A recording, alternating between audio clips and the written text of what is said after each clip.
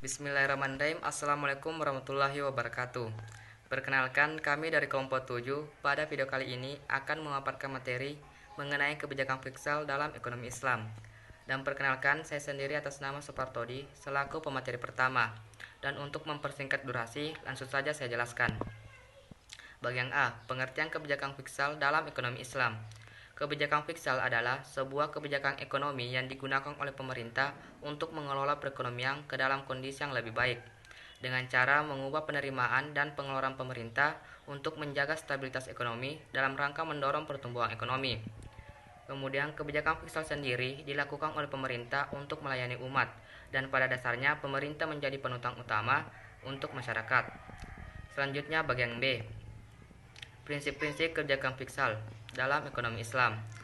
Dalam prinsip Islam, kebijakan fiskal dan anggaran pemerintah bertujuan untuk mengembangkan suatu masyarakat yang didasarkan pada distribusi pendapatan yang berimbang, dengan menempatkan nilai-nilai moral dan spiritual pada tingkat dan standar yang sama. Adapun anggaran pada masa awal pemerintahan Islam dengan menggunakan cara yang sangat sederhana dan tidak serumit seperti anggaran modern, yaitu pada anggarannya pengeluaran sesuai dengan jumlah pemasukan yang ada dan anggaran belum berorientasi kepada pertumbuhan. Adapun prinsip-prinsip kebijakan fiskal dalam ekonomi Islam. Yang pertama, pengeluaran negara sesuai dengan pemasukan sehingga jarang terjadi yang namanya defisit anggaran. Kemudian yang kedua, menggunakan sistem pajak proporsional. Pada sistem pajak proporsional, pajak dibebankan berdasarkan tingkat produktivitasnya. Terus yang ketiga, pengeluaran perhitungan zakat berdasarkan jumlah pemasukan, bukan berdasarkan jumlah barang. Baik, itu penjelasan dari saya. Selanjutnya saya serahkan kepada rekan saya. Assalamualaikum warahmatullahi wabarakatuh.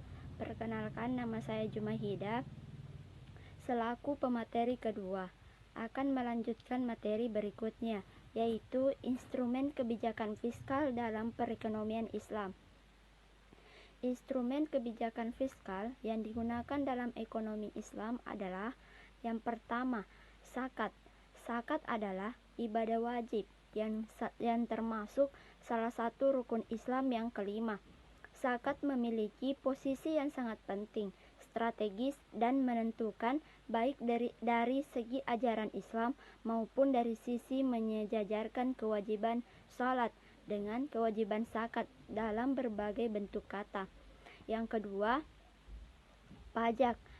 Pada masa Rasulullah, pajak merupakan sumber utama pendapatan negara. Berbagai jenis pajak yang dipungut meliputi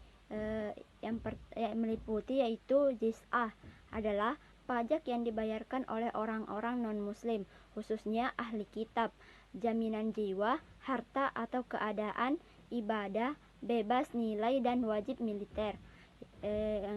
Yang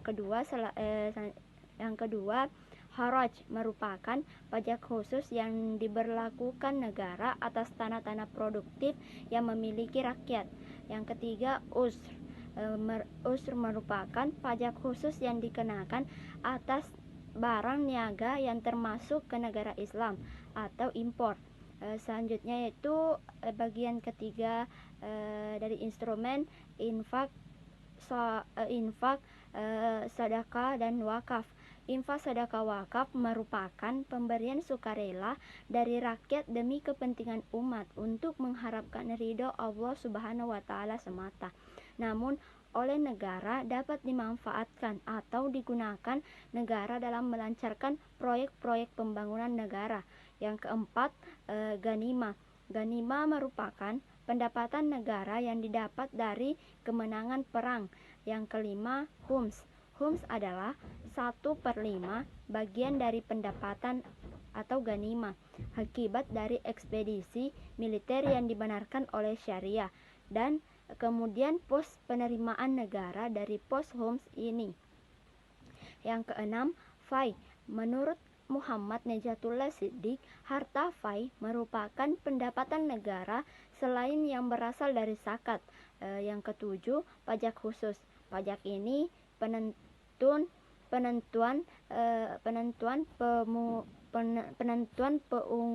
pemungutannya tergantung kondisi perekonomian negara dalam memutuskan besar pajak yang akan dipungut. Baiklah, saya akan menjelaskan penjelasan yang selanjutnya, yaitu pada bagian D, instrumen kebijakan fiskal dalam perekonomian Islam. Instrumen kebijakan fiskal yang digunakan dalam ekonomi Islam adalah yang pertama, zakat. Dari segi bahasa, zakat mempunyai beberapa arti, yaitu al-barakatu, keberkahan, al-nama, pertumbuhan dan perkembangan, at-taharu, kesucian, dan as-syahalu, kebesaran. Zakat adalah ibadah wajib yang termaksud salah satu rukun Islam yang kelima. Zakat memiliki posisi yang sangat penting, strategis, dan menentukan baik dari segi ajaran Islam maupun dari sisi menyejarkan kewajiban salat dengan kewajiban zakat dalam berbagai bentuk kata. Yang kedua, pajak. Pada masa Rasulullah, pajak merupakan sumber utama pendapatan negara. Berbagai jenis pajak yang dipungut meliputi yang pertama jizyah, yang kedua karat, dan yang terakhir us. Pada bagian 3 yaitu infak syakada wakaf. Infak syakada wakaf merupakan pemberian sukarela dari rakyat demi kepentingan umat untuk mengharapkan ridha Allah Subhanahu wa taala semata. Namun, oleh negara dapat dimanfaatkan atau digunakan negara dalam melancarkan proyek-proyek pembangunan negara. Yang keempat, ganima. Ganima merupakan pendapatan negara yang didapat dari kemenangan perang. Penggunaan uang yang berasal dari ganima ini ada ketentuannya dalam Al-Quran. Distribusi ganima 4/5-nya diberikan pada para prajurit yang bertempur, sementara 1/5-nya adalah khusus khums. Pada bagian 5, khums. Khums adalah 1/5 bagian dari pendapatan ganima akibat dari ekspedisi militer yang dibenarkan oleh syariah, dan kemudian pos penerimaan negara dari pos khums ini. Yang keenam, fai. Menurut Muhammad Najatullah Siddiq, harta fai merupakan pendapatan negara selain yang berasal dari zakat. Jadi termaksud di dalamnya karat, jizyah, ganima, us, dan pendapatan dari usaha-usaha komersil pemerintah. Yang terakhir, pajak khusus. Pajak ini penentuan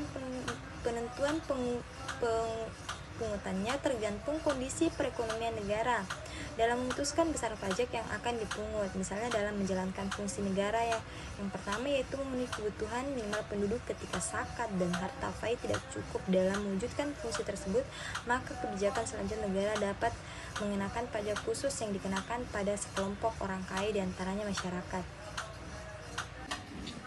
Selanjutnya pada bagian E, kebijakan pendapatan dan kebijakan belanja ekonomi Islam. Yang pertama, kebijakan pendapatan ekonomi Islam. Islam telah menentukan sektor-sektor penerimaan pemerintah melalui zakat, ganimah, fai ijaya, dan karat, sadaqah, dan lain-lain.